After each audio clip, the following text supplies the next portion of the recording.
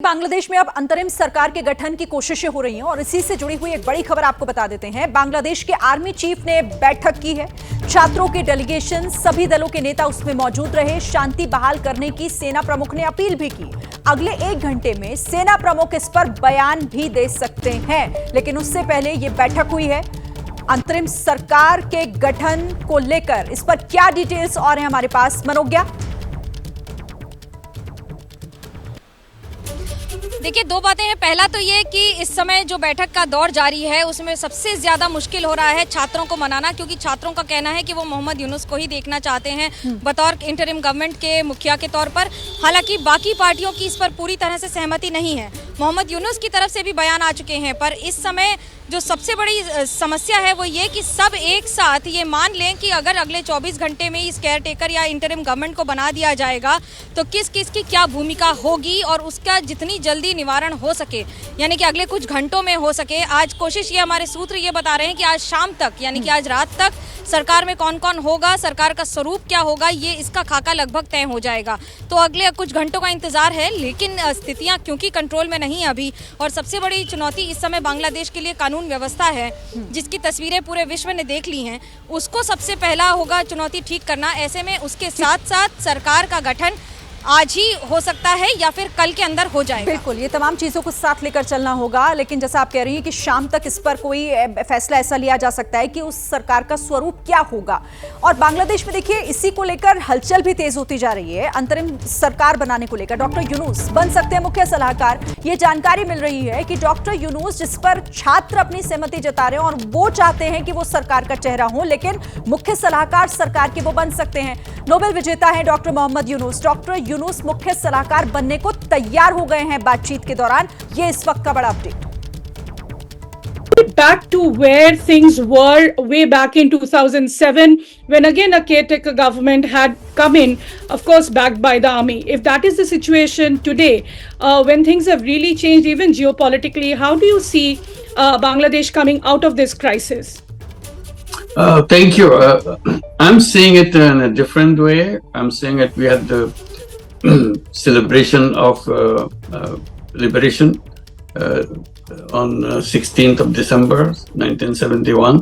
That's a fantastic celebration that we had, because we just came out of Pakistani occupation and became an independent country. Today we are having a second liberation day. It's a fantastic celebration going all over the country. Doctor Yunus Nobel विजेता हैं जिसकी बात की जा रही है, लेकिन आशीष, एक बड़ी चीज चौंकाती है। मतलब वो जिस जश्न की बात कर रहे हैं, बांग्लादेश तो जल रहा है, वो कह रहे हैं कि वहां पर जश्न हो रहा है। ये किस तरीके का जश्न है?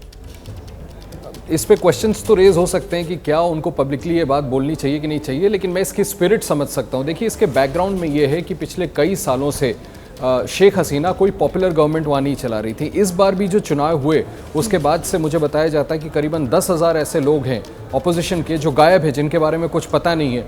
साल दर साल ये आरोप लगता था शेख हसीना की सरकार पर कि ऑपोजिशन के कार्यकर्ताओं, नेताओं पर कोई भी झूठे आरोप लगा करके प्रैक्टिकली फांसी दे दी जाती थी, सूली पर चढ़ा दिया जाता था।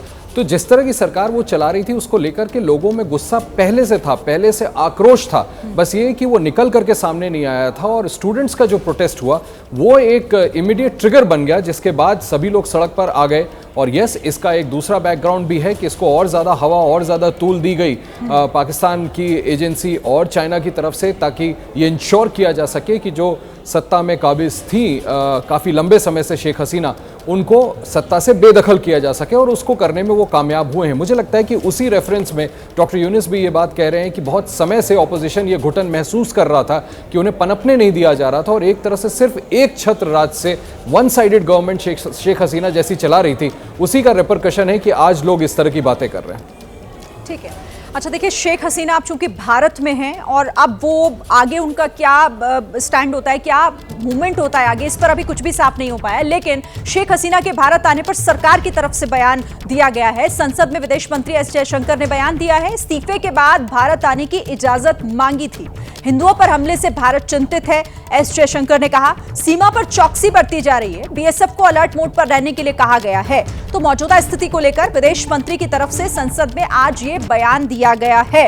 आशीष, अब हालांकि सरकार साफ कह रही है कि हम चिंतित हैं, हम हर तरह से नजर बनाकर रखे हुए हैं, लेकिन जो मौजूदा स्थिति है फिलहाल बांग्लादेश की, उसमें अब भारत आगे क्या करेगा? स्टैंड क्या रह सकता है उसका? देखिए, भारत को तो फूंक फूंक के कदम रखना पड़ेगा, क्योंकि खुद डॉक्टर जयशंकर ने सदन के पटल पर बताया कि करीबन 14-15 हज़ार जो भारतीय नागरिक वहाँ थे, हालांकि उससे 8,000 के करीब स्टूडेंट्स वापस आ चुके हैं, लेकिन अभी भी कोई 6-7 हज़ार भारतीय नागरिक वहाँ पर हैं। और हमको ये तो बिल्कुल इशू ऑफ कंसर्न है कि वो उनकी सेफ्टी और सिक्योरिटी कैसे इंश्योर की जाए। मैं आपको बताऊं कि इंडियन हाई कमीशन की जो सुरक्षा पिछले कुछ दिनों पहले थोड़ी रिड्यूस की गई थी, कम की गई थी, किन्हीं कारणों की वजह से कि कोई ऐसा राइवलरी नहीं थी दोनों देशों के बीच, उसको भी बढ़ा दिया गया। वापस बांग्लादेश सेना अब इंडियन हाई कमीशन को वहाँ पर गार्ड कर रही है। हिंदुस्तानियों को कैसे वहाँ पर सेफ रखा जाए, सिक्योर रखा जाए, ये एक बड़ा कंसर्न है। इसके अलावा वहाँ की इंट्रिंसिक भी आपको ये भी देखना पड़ेगा कि इंटरनली जिस तरह से पूरे रात कल आवामी लीग के नेताओं को निशाना बनाया गया और उसका असर ये हुआ कि जो माइनॉरिटीज हैं, जो हिंदूज हैं, उनको जैसे निशाना बनाया जा रहा है, वहां पे मंदिरें तोड़े जा रहे हैं, उनकी जानें जा रही हैं, इसका ध्यान तो भारत को रखना पड़ेगा। मुझे लगता है कि बहुत केयरफुली नेविगेट करना होगा। नई जो केयरटेकर गवर्नमेंट आती है उनसे बात करना होगा। और आज एक और बड़ी महत्वपूर्ण बात उन्होंने सदन में बताई कि सीधे संपर्क में भारत सरकार बांग्लादेश की सेना से भी है, तो ये एक अच्छी बात है। इसके थ्रू इंश्योर कर सकते हैं कि सेफ्टी बनी रहे। ठीक है, और यही विदेश मंत्री ने आज कहा भी है।